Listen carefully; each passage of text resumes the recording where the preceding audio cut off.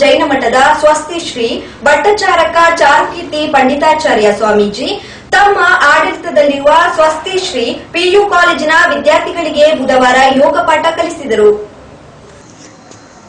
ಜೈನ ಮಠದ ಸ್ವಸ್ತಿ ಶ್ರೀ ಭಟ್ಟಾರಕ ಚಾರುಕೀರ್ತಿ ಪಂಡಿತಾಚಾರ್ಯ ವರ್ಯ ಸ್ವಾಮೀಜಿ ತಮ್ಮ ಆಡಳಿತದಲ್ಲಿರುವ ಸ್ವಸ್ತಿ ಶ್ರೀ ಪಿಯು ಕಾಲೇಜಿನ ವಿದ್ಯಾರ್ಥಿಗಳಿಗೆ ಬುಧವಾರ ಯೋಗ ಪಾಠ ಕಲಿಸಿದರು.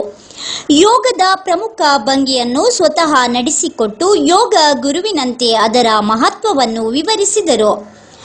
ಯೋಗ ಆರೋಗ್ಯಕ್ಕೆ ಪೂರಕ. ಇದು ಅಂಗಾಂಗಗಳಿಗೆ ವಿಶೇಷ ಉತ್ತೇಜನ ನೀಡುತ್ತದೆ. ಯೋಗದಿಂದ ಶರೀರದಲ್ಲಿ ಉತ್ಸಾಹ, ಓದಿನಲ್ಲಿ ಏಕಾಗ್ರತೆ ಬರುತ್ತದೆ. ವಿದ್ಯಾರ್ಥಿಗಳು ಪ್ರತಿನಿತ್ಯ ಕನಿಷ್ಠ 5 ನಿಮಿಷವನ್ನು ಯೋಗಾಸನಕ್ಕೆ ಮೀಸಲಿಡಬೇಕು ಎಂದು ಸ್ವಾಮೀಜಿ ವಿದ್ಯಾರ್ಥಿಗಳಿಗೆ ಕಿವಿಮಾತು ಹೇಳಿದರು. ಅತ್ಯಂತ ಶ್ರೇಷ್ಠ ಸಾಧಕರಾಗುವುದು ಸಾಧ್ಯ. ನಮ್ಮ ಸ್ವಾಸ್ಥ್ಯ ಭಾರತ ಅನ್ನೋ ಕಲ್ಪನೆ ಏನಿದೆ, ದೇಶವು ಸ್ವಾಸ್ಥ್ಯ ಆಗಬೇಕಾದ್ರೆ, ಸ್ವಸ್ಥ ಆಗಬೇಕಾದ್ರೆ ಅಥವಾ ಆರೋಗ್ಯವಂತ ಆಗಬೇಕಾದ್ರೆ ನಮ್ಮ ಮನೆಯಲ್ಲಿ ಪ್ರತಿಯೊಬ್ಬ ಜೀವಿಯು, ಪ್ರತಿಯೊಬ್ಬ ಮಾನವನು ಕೂಡ ತಾನು ಶಾರೀರಿಕವಾಗಿ, ಮಾನಸಿಕವಾಗಿ, ಪಾರಿವಾರಿಕವಾಗಿ, ಸಾಮಾಜಿಕವಾಗಿ ಸ್ವಾಸ್ಥ್ಯವಾಗಿ ಇರಬೇಕಾಗಿದೆ. ಈ ಎಲ್ಲ ಸ್ವಾಸ್ಥ್ಯಕ್ಕೆ ಆಧ್ಯಾತ್ಮ ಸ್ವಾಸ್ಥ್ಯವೇ ಮೂಲ. ಹಾಗಾಗಿ ಆಧ್ಯಾತ್ಮ ಸ್ವಾಸ್ಥ್ಯ ಅಂತಕ್ಕಂಥದ್ದು ಯಾವುದು ಬೇಕು, ಯಾವುದು ಬೇಡ ಅನ್ನೋದನ್ನು ನಿರ್ಣಯಿಸತಕ್ಕಂಥ ಶಾಸ್ತ್ರ. ಹಾಗಾಗಿ ನಮ್ಮ ಆಹಾರ ಪದ್ಧತಿ, ನಮ್ಮ ಆಚಾರ ಪದ್ಧತಿ, ನಮ್ಮ ವಿಚಾರ ಪದ್ಧತಿಯಲ್ಲಿ ಶ್ರೇಷ್ಠವಾದ ಮೌಲ್ಯವನ್ನು ಋಷಿಮುನಿಗಳು ಪ್ರತಿಪಾದಿಸಿದ್ದಾರೆ. ಈ ನೆಲೆಯಲ್ಲಿ ನಮ್ಮ ಅನೇಕ ರೋಗಗಳಿಗೆ ನಮ್ಮ ರೀತಿ ನೀತಿಗಳೇ ಕಾರಣ.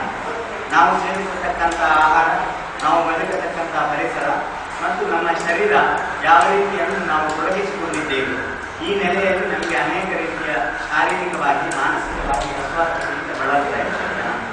ಹಾಗಾಗಿ ಇವತ್ತು ರಕ್ತದೊತ್ತಡ ಇರ್ಬೋದು, ಮಧುಮೇಹ ಇರ್ಬೋದು, ಅಲ್ಸರ್ ಇರ್ಬೋದು, ಅಥವಾ ಬೆನ್ನುಹುರಿನ ನೋವಿರ್ಬೋದು, ಅಥವಾ ವಿವಿಧ ರೀತಿಯ ತಲೆಶೂಲ ಇರ್ಬೋದು, ಇವುಗಳನ್ನೆಲ್ಲ ದೂರ ಮಾಡತಕ್ಕಂಥ ಒಂದು ಕೆಲಸ ಕೇವಲ ಒಂದು ಯೋಗದಿಂದ, ಸೂರ್ಯ ನಮಸ್ಕಾರದಿಂದ ಮತ್ತು ಪ್ರಾಣಾಯಾಮದಿಂದ.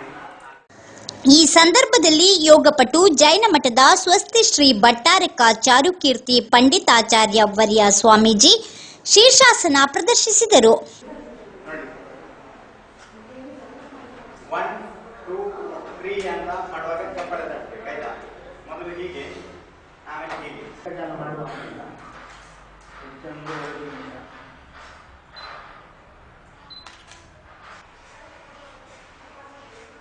ಹೀಗೆ ನಿಧಾನಕ್ಕೆ ಬಿಡಬೇಕು.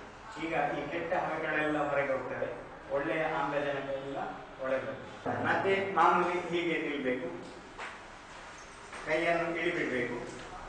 ಓಂ ಭಾಸ್ಕರಾಯ ನಮಃ. ಈ ರೀತಿ 12 ಸಾರಿ ಎಕ್ಸರ್ಸೈಸ್ಗಳನ್ನು ಮಾಡಿದಾಗ ಕಾಲೇಜಿನ ಪ್ರಿನ್ಸಿಪಾಲ್ ಸೌಮ್ಯಶ್ರೀ, ಉಪನ್ಯಾಸಕರಾದ ಉದಯಕುಮಾರ್, ನಮಿರಾಜ್ ಜೈನ್ ಉಪಸ್ಥಿತರಿದ್ದರು. 100ಕ್ಕೂ ಅಧಿಕ ವಿದ್ಯಾರ್ಥಿಗಳು ಪಾಲ್ಗೊಂಡಿದ್ದರು.